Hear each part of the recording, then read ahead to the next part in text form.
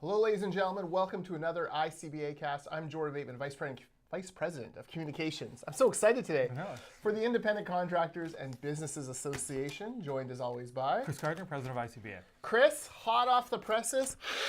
It smells like victory for prosperity in Canada and a crushing defeat for the John Horgan government. 5-0. 5-0. This is the most humiliating home ice loss since Game 7 of the Stanley Cup in 2011.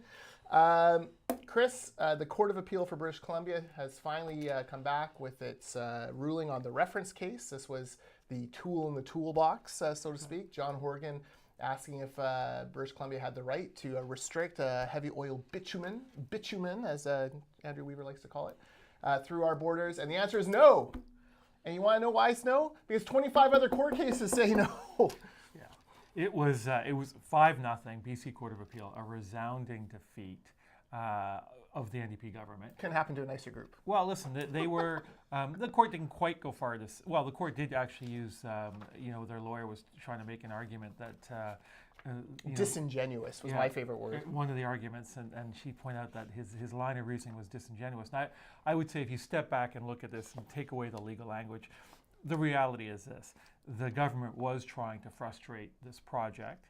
The court saw through that, and in a 5-0 decision, basically said that the British Columbia government couldn't do what they were effectively trying to do, which was impede a federally regulated project, a project that is one that would benefit Canadians across this country, and had been reviewed and was subject to, I think, 197 different conditions, federal and provincial, legal and environmental. This would be one of the most reviewed and assessed projects in the country's history. And the new government decided, because they didn't like it, they weren't going to honor the legal commitments of the previous government, and they were going to storm off to the BC Court of Appeal and try and stop the project, and they failed. Yeah, absolutely. And Madam Justice Newbury, a very experienced, respected judge, wrote the opinion, 5-0. There was no dissenting opinion. And, I'm not a lawyer. I'm certainly not a Court of Appeal judge, but you read through and there does not seem to be any holes in here whatsoever for Horgan and David Eby, the Attorney General, to go and appeal this to the Supreme Court of Canada. A 5-0 decision makes it even more unlikely that the Supreme Court would be willing to hear it. This is a crushing defeat for John Horgan and David Eby. And bluntly, this was, there was a lot of talk when the governing agreement between the Green Party and the BC NDP was signed that put John Horgan in the Premier's office, that they were going to use every tool in the toolbox. This shows that the BC government actually invented tools, fake tools, to delay and frustrate this project for 2 years. And that's fine and good when you're, getting to be the Premier of British Columbia. For those of us who have to pay the bills, for those of men and women who aren't working on this project today, this is a slap in the face and another sign that this government doesn't care about anything except clinging to power. Listen, it's an ideological government. It's an activist government. They are not upholding the single most important responsibility of any government. That's to be the government of all British Columbians. Put the political rhetoric aside in the campaign. You have responsibilities and obligations as a government to uphold the rule of law, to make decisions fairly and impartially. They haven't done that. And to your point, the damage they've done by putting this obstacle in front of a project where there should have been shovels in the ground on this project years ago. Thousands of men and women in construction should be working. The energy sector in Canada should be planning for increased capacity to move our energy assets from Alberta to markets in Asia. None of that is happening. The economic consequences have been catastrophic, and this government's been irresponsible. And if you link what they did on this file to proportional representation, another example of an activist government moving forward with an agenda that's in their self-interest, not in the interest of all British Columbians. And what happened as a result of that? By a margin of 22%, British Columbia said, no, that's not the kind of government we want. And this is a government that's now over time clearly governing for special interests. Oh, yeah, not in the interest of British Columbians, but in the interest of special interests. Special interests who give them money or line their pockets or fuel their campaign machine. Everything they used to rail against. That's right. They have become. So think of it. If you look at their Prop Rep, it was basically political activists who felt that this that proportional representation would allow them to cling to power and win elections more than they would otherwise. Lefty academics who are looking to, it's crazy. Basically seize control of an agenda rather than try to win it through political campaigns. And in this case, it was pandering to extreme environmental activists. In ride sharing, it's pandering to a taxi lobby group. Yeah, BC Care Providers. BC Care Providers. It's pandering to unions that they basically at a stroke of a pen are going to unionize 4,400 non-unionized workers who don't want to be unionized. Yeah.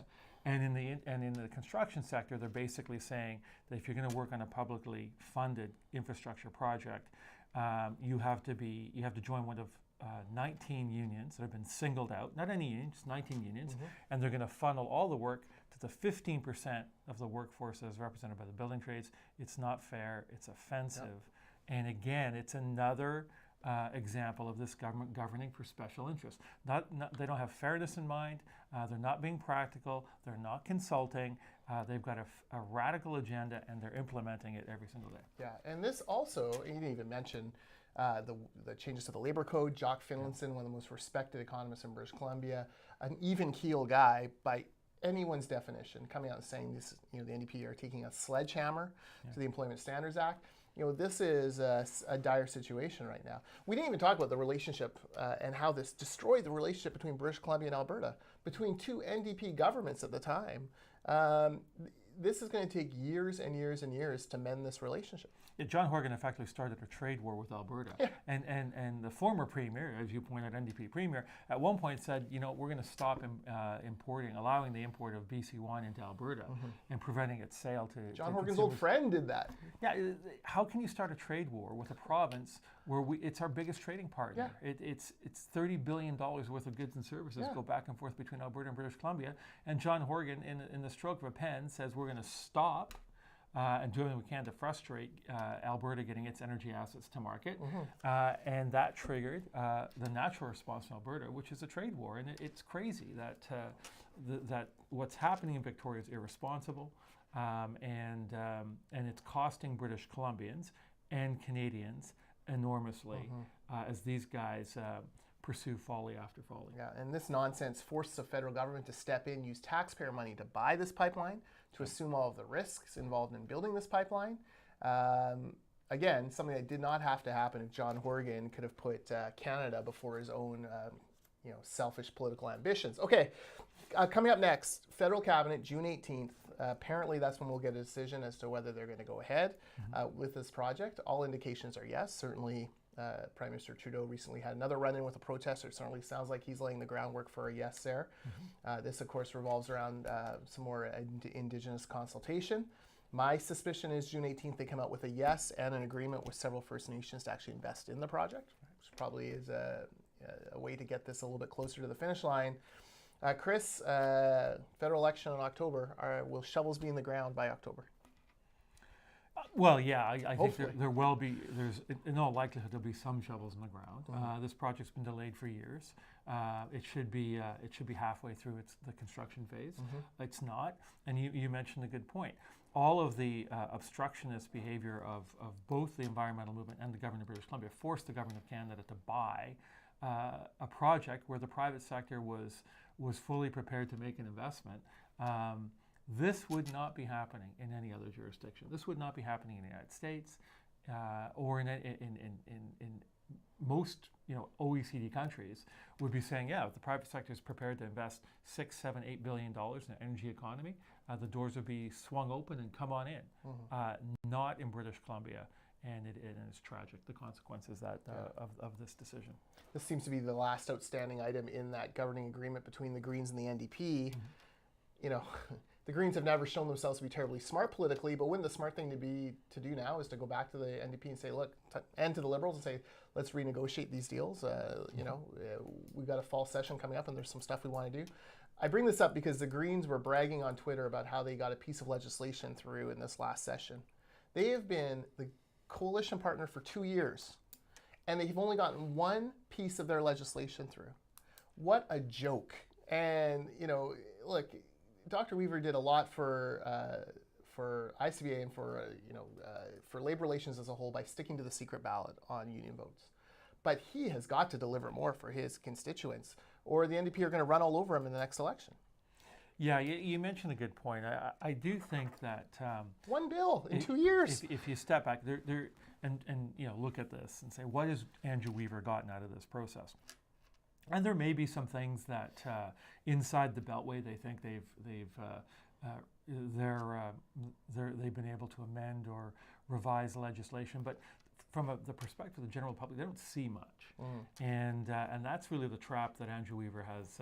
I think now has to focus on avoiding. That at the end of the day, if voters are going to say, well, there really was no real difference between the NDP or the Greens, well, you're probably then in the next election going to say, throw your lot in with the NDP. And that story has played itself up over and over again in jurisdiction after jurisdiction. When there are coalition partners, the smaller partner that's propping up the major partner generally does not fare well in the next election campaign. Absolutely. Okay, one last point on this before we move on to a few other issues.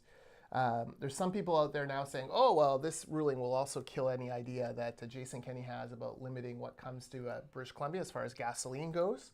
On stuff like this, I rely heavily on a gentleman named Blair King from Langley, who's written extensively on these issues and analyzes it in a way. He's an environmental scientist, analyzes this in very deep and important ways. This is what he says to that. To those saying if BC can't stop bitumen down the Trans Mountain, then Alberta can't stop gas. Wrong. Alberta has access to a different mechanism. They can take advantage of the bitumen they control and NEB rules to reduce the volume of gas going down the pipe. What this means is that by using entirely legal means and a mechanism already approved by the National Energy Board, they could reduce the amount of gasoline coming to BC, and there's nothing the courts could do to stop it. So it seems to me that Jason Kenney does still have a hammer over us, as I paid $1.70 a liter last week for gasoline. So we should keep an eye on that. Let's talk about gas prices one more step. The Horgan government referred the whole issue of gas prices to the BC Utilities Commission. Unfortunately, he forbade the BC Utilities Commission from looking at any provincial policy that actually affects gas prices. That includes the 55 cents a liter in federal and provincial and TransLink gas taxes. And that also includes rules around the kind of gasoline that comes into BC. There's all sorts of environmental rules as to the kind of, it has to be a cleaner burning gasoline, which is more expensive to produce. Also does not look at what restricting flows of pipelines will do to the cost of gasoline. So really a completely sham review by a premier who is getting his butt rightfully kicked for not doing enough on this issue. Yeah, and this is the kind of politics that is now starting to characterize this government. They're looking for the answers that they want. They're not interested in an honest, open, transparent debate about economic policy, about labor code, about what it means to be competitive, about our tax or regulatory regimes that define so much of what attracts investment and builds an economy. So they've designed the terms of reference to get the answer that they want. Yeah. It's disingenuous. And I think ultimately, as we saw with proportional representation, as we saw with this reference case on Kinder Morgan to the BC Court of Appeal, voters will see through this. And I think this is certainly not a path. I don't think many people would have recommended that John Horgan go down, but they seem to be, they are going full throttle down this path. I've done the math. The pre-tax price between a liter of gasoline in Blaine, Washington and in Surrey, British Columbia, which is where people go back and forth to cross the border, the pre-tax price difference is less than a toonie a tank. Right. It's about less than 4 cents a liter difference. It's taxes that make the big difference in the price, and that's why people go down, because they're saving $20 a tank on taxes. Like, it's not even on the price of gas itself. So this idea, if we're being gouged, maybe BC's being gouged by the evil oil companies, who knows? But so is Blaine, Washington, so is Washington State, Oregon, and California. So I'm not sure how his argument can go there. Yesterday, Chris, we had a birthday party for the Massey Tunnel. 60 years of the Massey Tunnel, and commuters celebrated by spending an extra 60 minutes in traffic. Myself, Jazz Johal, and Ian Patton of the BC Liberal Party were out there with a big birthday cake. And we certainly forced John Horgan to spend his day in Delta actually talking about the issue that matters most to Delta, the Massey Tunnel. Yeah, and again, it's another example of this government being political, pandering to special interests. The previous government, put politics aside, the previous government had consulted widely with local residents, had a plan for a bridge. 14,000 pages of consultation, by the way. Yeah, and over years. Yeah. And pre-construction had started. They were starting to prep the site. Contracts were being let. John Horgan, NDP, came in and said, nope, we don't like it. We don't want it. It was the previous government. We want to do our own plan, condemning commuters, families, small businesses to rush hour commute times of well over an hour for the next decade. There is no plan to get British Columbia commuters in the lower mainland who have to use the tunnel through that tunnel faster. And so yesterday, when the cake was served up, John Horgan responded and said, oh no, we have a plan. We're developing a plan. So soon. Let's may I debunk Mr. Horgan a little bit on this. His plan? Yes. His plan is to create a business plan. He's planning the plan. The business plan is due at the end of 2020. Bear in mind that if the bridge had continued on, it would be 40% complete today. That's right. Instead, he flushed $80 million down the toilet to stop it. So he's planning the plan. He has no design. He has no cost estimates. There's a business plan apparently being percolated. He claims the federal government will come to the table. Maybe they will. I doubt they will come to the table in the kind of way that will actually make this cheaper for provincial taxpayers than it was going to be. It won't. The original bridge came in. It was going to be, I think, a $3.3 billion budget. The bids came in at $900 million under that. So I'm not sure, that's pretty good. Take it for, we work, we've seen a lot of government projects. It's rare that you get a tender, $900 million less than the actual budget. It was going to save money. There's this talk that it's bad for the environment. Wrong. The farmers actually will tell you that it will actually consume less farmland than another tunnel will because it follows the same alignment as the current Highway 99. They say it's bad for the river. Wrong. All the pilings were going to be on land. Nothing was going to touch the Fraser River, which is the most important salmon river in British Columbia. Yeah. You just debunk all this. Oh, and then the capacity. 10 lanes. Let's fold our hands and be all upset. 10 lanes is too big. Look, the problem we have is we should be planning infrastructure for 60 years. The Massey Tunnel has been too small for 25 years.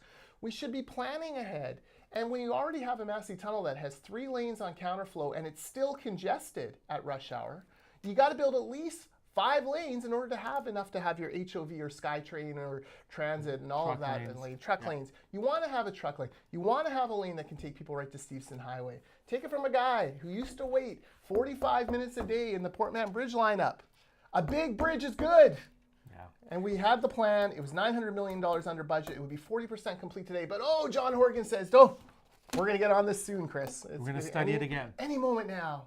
The 146th study of a Massey crossing. Yeah. No, it's ridiculous. That's the one that's going to pan out. And the challenge we have is we take far too long to get things done. We can't make decisions fast enough. The Patella Bridge, 83 years old, falling into the Fraser. Yeah. They're just getting down to the final the contractors to build the replacement. We've waited too long on that. It's unsafe. The Massey Tunnel is unsafe. We can't build infrastructure fast enough. And now he's talking about twinning the tunnel. Well, the cost to make that tunnel earthquake safe is going to be monumental. It's going to be enormous. There's no way a proper business plan is going to prove that. Yeah, there's been a failure of political leadership, certainly in this government, but I would say federally, provincially, locally. The local governments can never decide. They can never come to a consensus. They can't agree. The Canada line was voted down twice by mayors in the local government. Voted down twice. And Premier Campbell said, listen, I've had it with you guys. We're going to build the Canada line, whether you like it or not. And they just started building it. It's been 3 years since we had agreement on building Broadway Subway and Surrey Mass Transit. We have nothing. No construction started on either. The problem is we consult, and then we consult. Yeah. And the consultation process never ends because there's always going to be a group or groups who don't like the plan. And but at some point the consultation has to end. You have to start building. And what we're facing now is commuters will be in their cars going through the existing tunnel for another 10 years. Yeah. So Chris, how much money, since the bridge is going to be started soon, how much money does John Horgan and Carol James have set aside in the BC budget's 3-year financial plan for the Massey? I'm going to guess nothing. nothing. Big fat zero. So don't hold your breath, Massey commuters.